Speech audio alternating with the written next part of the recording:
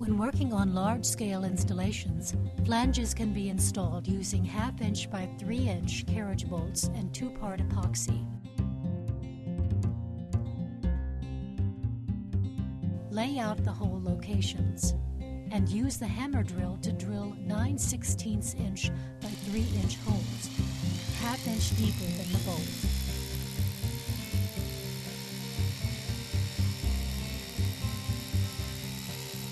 Use the drill's depth gauge.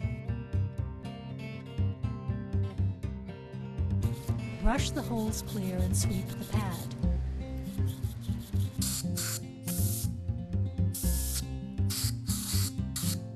Double-check the depth of each hole.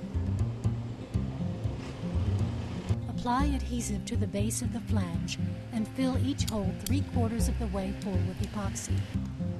The carriage bolts are held in place with a 2-part epoxy that is mixed with a removable and replaceable mixing nozzle.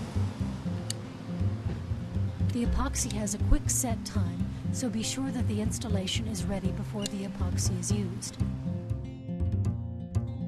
The epoxy will begin setting up in 10 minutes. Remember to fill each hole 3/4 of the way full. Set the rack in place.